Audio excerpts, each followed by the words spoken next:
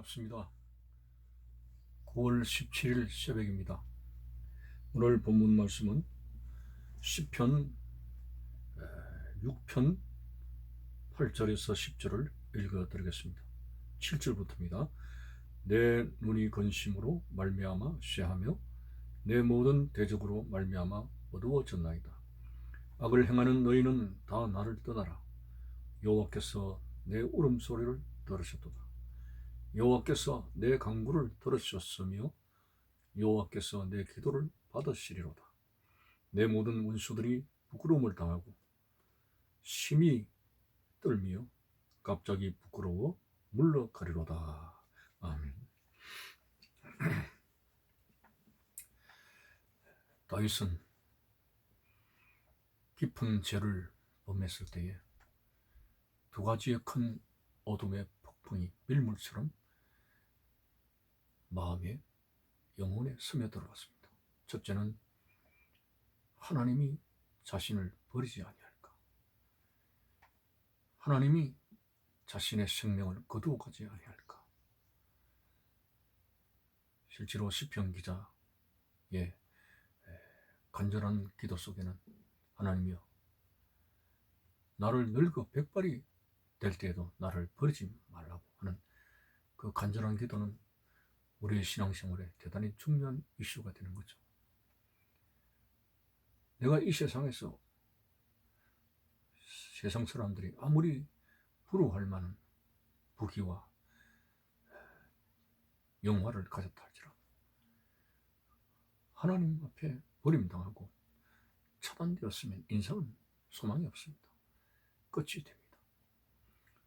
제일로 중요한 것은 부잣집 때문에 떨어지는 쓰레기 음식을 먹더라도 하나님과 소통하는 나사로가 더 부럽지. 하나님과 차단된 채 호의호식하는 부자는 조금 더 부럽지 않습니다. 자, 그런 면에서 다윗은 하나님 앞에 죄를 지었을 때 하나님 나를 버리지 아니하실까, 하나님과 모든 것이 맡기지 아니할까, 이런 두려움을 가졌고, 두 번째 걱정은 깊은 죄를 범했을 때 그를 비방하는 자들 너무 많이 생겼고, 그런 대적자들 때문에 심히 마음적인 고통을 당합니다. 아마 추측해보건대 다윗 왕이 하나님을 믿는다고 믿는 사람이 저 따위냐? 남의 아내를 범하고 또 교만 방자해가지고 수많은 사람을 질병으로 죽이고 저게 믿는 사람들 모습이냐 하는 식으로 다윗의 대적자들이 많이 일어났습니다.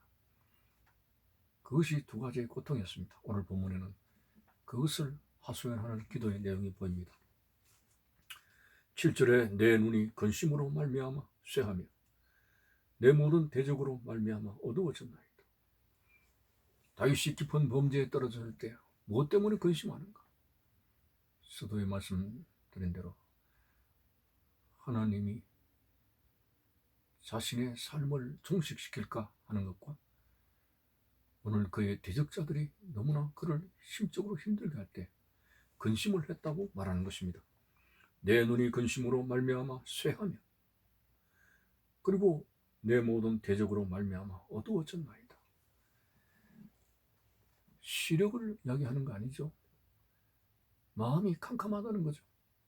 그러니까 마음적으로 앞이 캄캄하게 안 보인다는 겁니다. 우리가 어떤 큰 위기를 만날 때 하는 말이 앞이 캄캄합니다.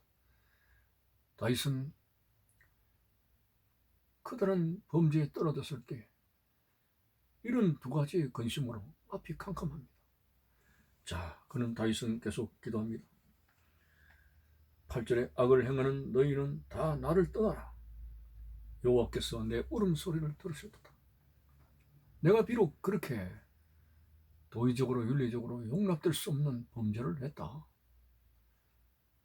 정말 있을 수 없는 일을 했다. 요즘 매스컴 타는 시대에 다윗이 살았더라면,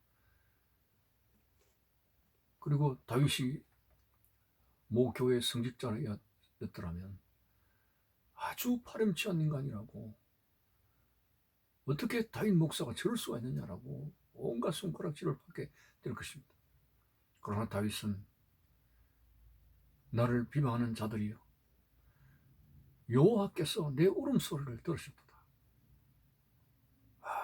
울부짖고, 어제도 말씀드렸습니다만 침상을 띄울 만큼 눈물바다를 이룬, 열을 흠뻑 적실 만큼 다윗의 눈물, 얼마나 많이 울고 또 울고 하는 잘못했습니다.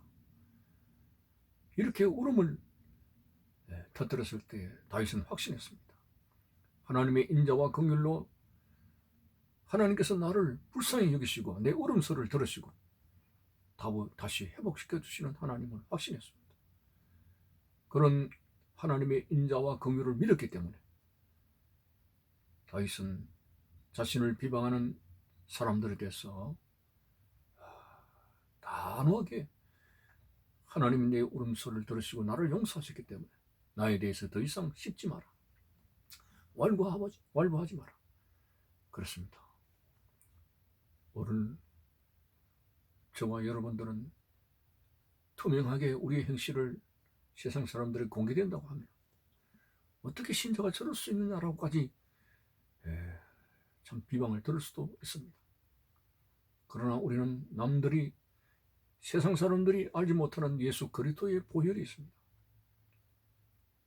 우리를 위해서 십자가에 죽으신 예수님의 피를 의지하며 주여 우리의 회심을 받아주시고 용서해달라는 이런 간구함이 있기 때문에 담대하게 그런 우리의 죄에 대해서 비방하는 자들을 향해서 우리는 단호하게 이야기할 수가 있습니다. 내가 비록 죄를 지었지만 하나님의 독생자 예수를 통해서 나는 용서받았다. 그리스도의 피의 권세와 능력을 믿기 때문에 오늘 비방하는 무리들에 대해서 우리는 할 말이 있는 것입니다.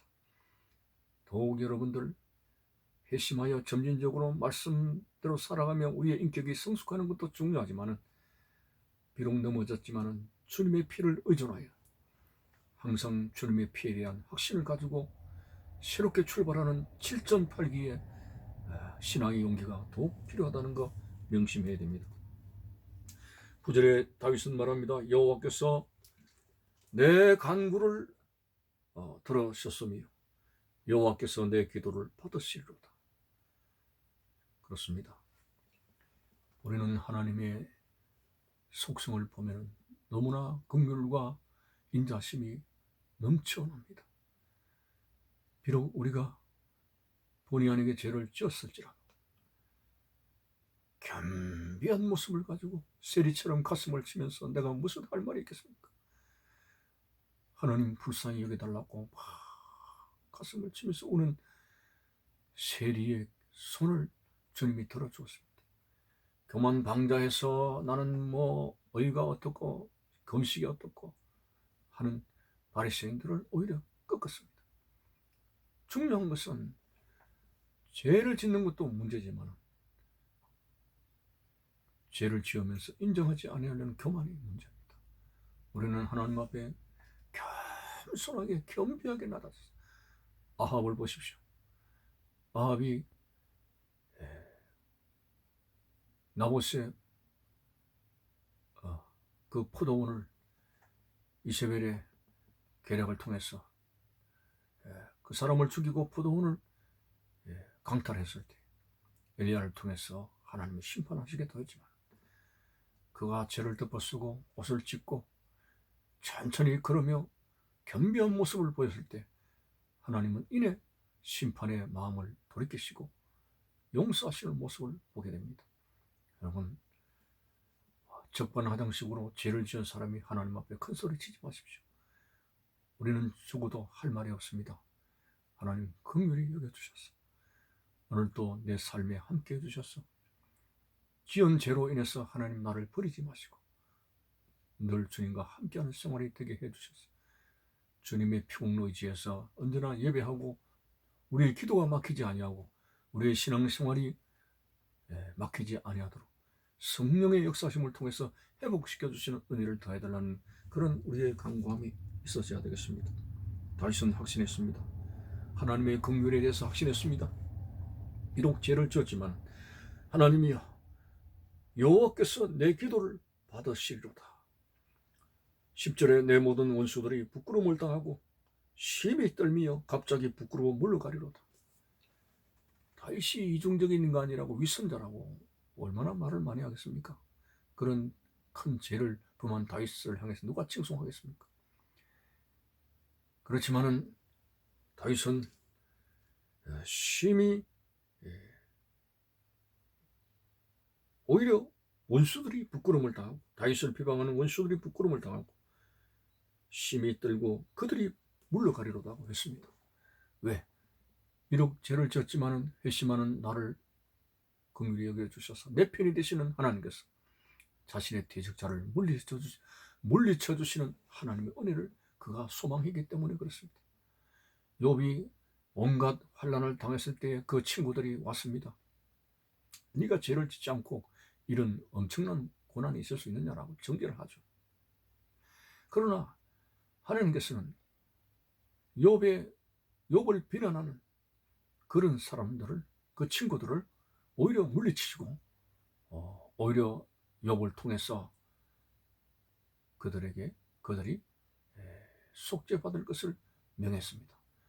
이와 같이 하나님께서는 그의 택한 백성의 부르짖음을 들으시고 악인들이 하나님의 택한 백성을 비방하는 것을 물리쳐 주시는 하나님의 은혜, 회심하는 사람들에게 있는 하나님의 긍휼의 하심입니다. 얼마나 다윗이 자신을 비방하는 사람들 때문에 괴로워했는지 9절에 보면은, 8절에 보면은 너희는 다 나를 떠나라. 제발 나를 씹지 마라. 내가 죄를 지은 거 안다. 그러나 나는 하나님 앞에 울었다. 하나님 나를 받으셨기 때문에 더 이상 나를 비방하지 말고 떠나라 했습니다.